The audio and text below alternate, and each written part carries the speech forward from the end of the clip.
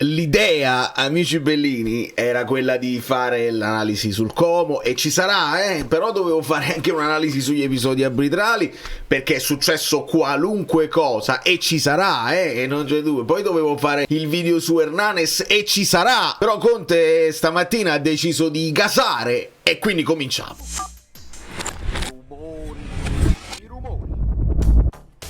Sipario proprio, perché mamma mia, cioè è un pompieraggio però aggressivo, cioè sai quando apri tutta completamente, è proprio un getto d'acqua fortissimo, però tenendo sempre la barra dritta, cioè bella l'asta proprio drittissima. Do il benvenuto a Michele Schiavone, do il benvenuto a tutti i nuovi iscritti, vi ringrazio per la passione con la quale cliccate su tutti i contenuti e lasciate il like. Siete veramente la mia gioia quotidiana, e vi invito a non mollare, perché è capace che usciranno il resto dei contenuti che devo fare assolutamente, perché non è che si può saltare l'analisi del Como, è molto interessante, e l'analisi delle cose arbitrali, perché ho visto altre iscrivetevi, quindi iscrivetevi al canale, è capace che lo posto, cioè finito questo video subito preparo l'altro e poi lo lascio in visione preventiva agli abbonati, agli altri lo libero domani pre-partita, vediamo, voi seguitemi e vediamo. Allora, mi sposto e mi faccio piccolo perché Conte si prende la scena, mi perdonerà Politano, ma diamo spazio a Conte. Ho ascoltato, ho skippato, insomma, si dice, mi pare, skimmato, cioè nel senso ascoltato così ma velocemente quello che teneva da dire Politano, anche perché di solito i giocatori parlano calcese e ne resta poco di contenuto pregnante. Invece Conte entra subito con mette proprio l'ascia sulla scrivania e dice vai, sentiamo. E la prima domanda vuole insomma un po' mettere sul banco degli imputanti gli imputanti, i famosi attaccati, perché il banco degli imputanti attaccati, però facendo la premessa che non ha avuto Lukaku e che ha fatto giocare sempre 4 centrocampisti. E già qua ovviamente Conte interrompe, dice vabbè, prima abbiamo fatto giocare quando c'era De Bruyne, adesso stiamo facendo anche altre cose, poi li abbiamo alternati, ce lo ricordiamo, e quindi lei ha 5 attaccanti. E Conte chiede ma quali attaccanti, cioè che intendi tu per attaccanti? Vabbè, Lang e Neres eccetera eccetera, e già lì lo deve fermare. Conte dice vabbè, Lang e Neres sì, ma sono esterni, sono attaccanti esterni, quindi vabbè, a Højlund, a Lucca. E Conte deve rispondere c'è anche Ambrosino, quindi già nella premessa di tutta questa domanda ci sono imperfezioni, ci sono diciamole bene le cose. Poi devi considerare anche Politano, fa Conte, perché è un esterno uguale come Neres e Lang, e ci devi mettere anche Elmas e Spina che possono fare quel ruolo con caratteristiche ovviamente diverse. Poi al Conquibus si aspetta di più gol da questi attaccanti, ovviamente Conte là è chiaro che deve anche difendere l'operato delle punte per non buttare tutto a terra, perché la chiave di tutta questa conferenza è quella: se d'estate dobbiamo ammazzare il campionato, si accendono sigari e si fanno proclami incredibili, non solo da parte del nostro ambiente, già quello dovrebbe essere un pochino più equilibrato, perché lo disse Spalletti tempo fa, quelli ci esaltano, perché poi se cadi da più in alto fai più rumore. È un giochino che conosciamo benissimo e che noi almeno dall'interno non dovremmo caderci, ma lo hanno fatto anche dall'esterno. E quindi la richiesta di Conte, a volte Conte va all'eccesso opposto proprio per bilanciare questa esaltazione esagerata, dicendo sarà una stagione difficile, molto difficile, e quindi adesso Conte deve cercare quell'equilibrio tra l'esaltazione assoluta e poi stecchi una partita Conte out, perché li ho sentiti e li abbiamo letti anche su questa community, se ne deve andare, e vabbè, non è possibile ovviamente non è possibile. E quindi ovviamente Conte deve ribadire che qualcuno deve aver segnato, altrimenti non possiamo stare primi in classifica. A me vedete dove sta il Napoli, no? Poi vai a vedere, dici Napoli in testa alla classifica, dici ma come hanno fatto? Come stanno facendo? Queste domande ve le fate? O non ve le fate? No, per capire, perché stai facendo una domanda.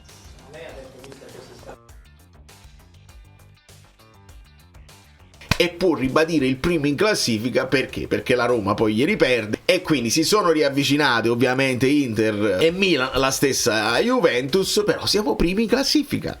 Quindi prima pompate, poi 3 mesi di critiche incredibili. Anghissà quanti gol ha fatto Anghissà? Ha fatto più 3 gol più dell'anno scorso, mettili all'attaccante, andiamo avanti. Che Napoli vedremo. Perché le idee, i moduli diversi eccetera eccetera. Conte ribadisce che al di là di quei 2 moduli, il 4-1-4-1 e il 4-3-3, le uniche idee molto diverse sono state quella di utilizzare Neres prima punta con l'Inter, e poi ci aggiunge anche il Neres tra virgolette seconda punta con il Como. E qua che serve l'analisi del Como, perché io in live già vi avevo accennato, e forse anche nella reaction, che nel primo tempo era Neres ad andare a dare una mano a Højlund in prima pressione, mentre nel secondo tempo ci mette McTominay, quindi è importantissima quella cosa là. Ho notato che Marinozzi lo ha notato, perché io avevo individuato in lui uno che fa delle analisi non a casaccio, ma si guarda le partite con la penna e con il foglio. Peccato che non è voluto venire ospite da noi per una questione di tempo a disposizione, però io gli riconosco una grande capacità di analisi, e se c'è da citarlo lo citiamo. Certo, non è che lui si vede il video nostro e se cita lui noi, ma ci siamo capiti. Quindi al di là di queste 2 cose non è che ci dobbiamo inventare niente di nuovo. Domani è chiaro che dobbiamo vincere per poi sistemare questa classifica che già vai a 6 punti eccetera eccetera. Le voci, qua Conte ritorna alle voci messe in giro ad arte per creare aspettative e poi ammazzare quando queste aspettative non si concretizzano, poi ammazzare la squadra. Lo sanno tutti, il tifoso del Napoli è sognatore, quindi pompano per poi deprimerci nel momento in cui è un giochino che si conosce.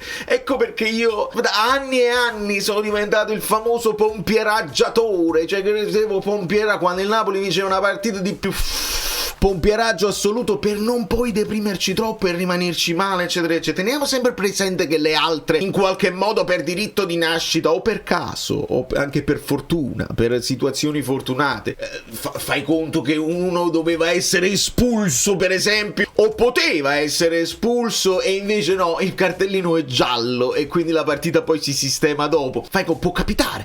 Quindi quando possono capitare queste cose e molte altre che vedremo domani, Conte cerca di compattare almeno l'ambiente interno e dice: stateci vicini, i tifosi deve stare vicini, non andate dietro a chi soffre il Napoli così in alto che dà fastidio e rompe i coglioni. Quindi poi la domanda Bundesliga Serie A, se il campionato tedesco è più importante, più impegnativo eccetera eccetera, Conte dice più o meno il livello è uguale, non credo che sia meglio il campionato tedesco. Se vogliamo forse solo la Premier è un altro livello per una serie di motivazioni. Quello che al massimo la differenza potrebbe essere che loro comunque fanno meno partite di campionato, quindi un po' di riposo in più anche a Natale lo hanno. Poi sciorina tutte le squadre, non c'è bisogno. Situazione infortunati, gli chiedono di Lobo e Conte ribadisce insomma che dargli più minutaggio era un rischio. Anche lì si è confrontato e ci ricorda anche con polemiche, dice: se siete stati un po' più attenti anche con Rachmani che era in panchina con Lecce, gli ho chiesto se e non se l'era sentita, però poi ha giocato titolare, il che significa che Lobotka nel programma che il Napoli aveva stabilito gli chiedi se te la senti, fai quei minuti e poi adesso è pronto. Quindi consideriamo Lobotka pronto per partire titolare. Però Conte si prende il tempo senza domanda di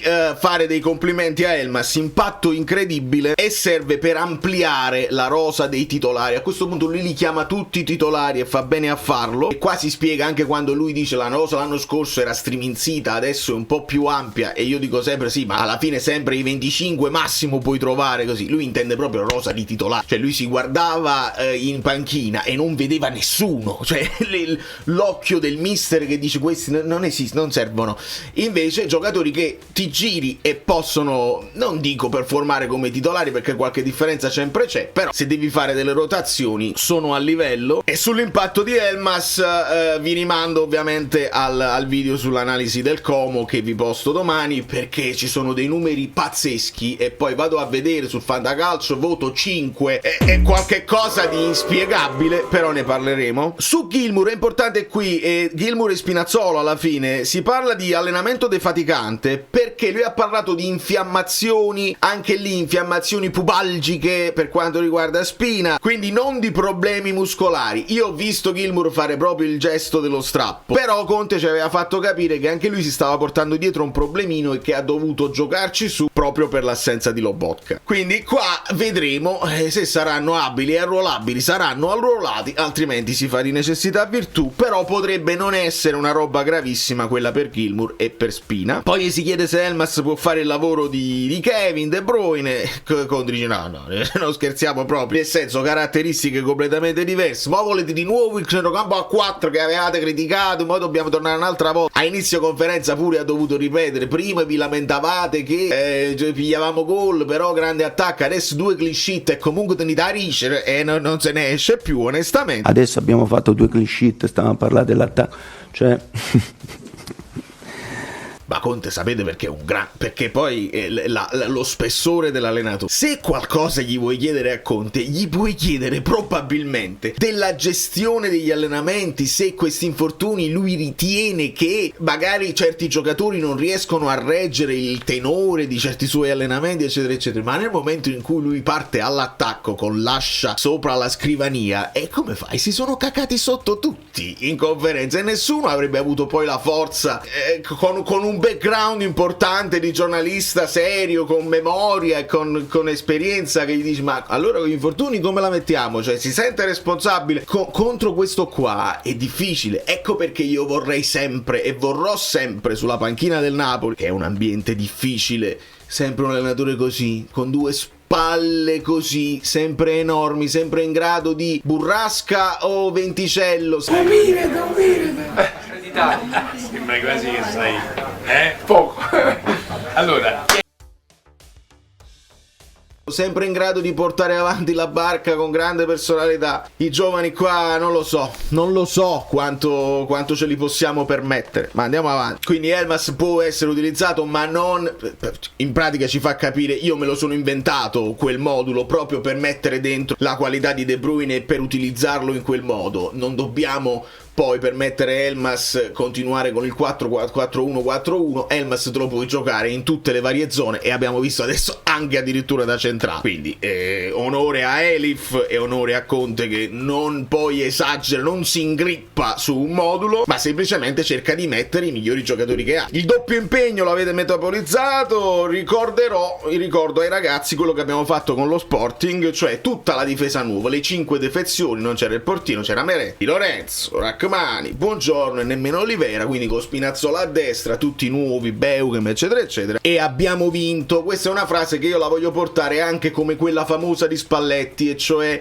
ho tutto quello di cui ho bisogno senza lamentarsi per portare, ricordate che periodo di Spalletti dove non teneva più nemmeno una punta eccetera eccetera, ho tutto quello di cui ho bisogno per portare avanti la partita e per portarla a casa. E questo è un po' quello che Conte dice ai ragazzi, dice sì, abbiamo delle difficoltà ma possiamo farcela, tant'è vero che con le difficoltà siamo comunque primi in classifica, con le difficoltà abbiamo vinto quella partita di Champions e possiamo farlo ancora. Ci si allena a zero, questo è il discorso di le troppe partite, no, i pochi allenamenti che ti portano le troppe partite, quindi il rischio infortuni è più alto ovviamente se devi super utilizzare qualcuno. Legacy Gilmour, ma no perché Gilmour ha fatto troppe partite, le può fare 4-5 partite consecutive, ma parliamo di un Gilmour che aveva dei problemini, quindi ha dovuto giocare le 4 partite consecutive sui problemini. Dividere bene le fatiche grazie ai nuovi che diventano co-titolari. Questo è quel buono che ci dobbiamo portare da questo periodo. Poi gli si chiede sugli arbitraggi europei se sono migliori, peggiori della Serie A, e Conte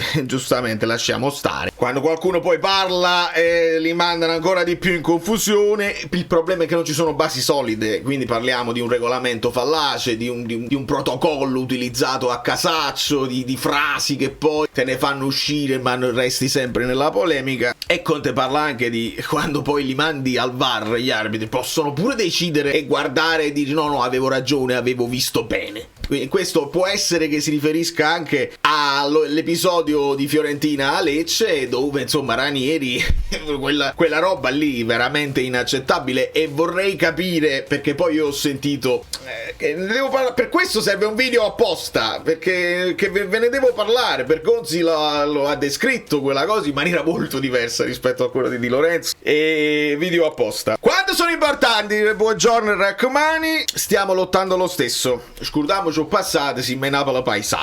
Così chiude Conte. E così chiudo il libro. Signori, io vi dico che non ho proprio idea di come giochi l'Eintracht Francoforte di Tommy McMullen, non lo so. Però ho ascoltato Stefano Borghi che ha detto che è un allenatore particolare, e vedendo poi anche i numeri, è una squadra che è capace di grandi exploit, sia in attacco sia in difesa, positivi o negativi. Quindi vado un po' a studiare e vediamo domani se in pre-partita, insomma, una partita, ovviamente è inutile che ve lo dica, che è una partita pazzesca che non dobbiamo sottovalutare assolutamente, che non sottovaluteremo. E la riflessione è che la Champions sta portando queste goleade un po' a tutte le squadre. Quando si ingarra la partita si resta aperti e si rischia l'imbarcata, e sta succedendo un po' a tutte. Quindi è bello, fondamentalmente è bello, e vediamo di scrollarci di dosso quel risultato pesante per darci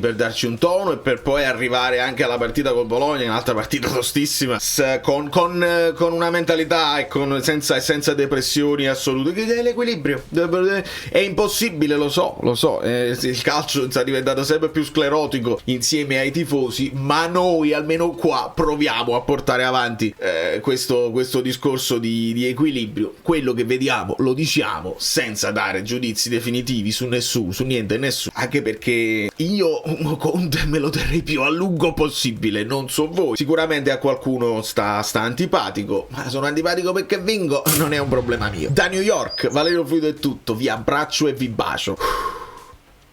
Forza Napoli.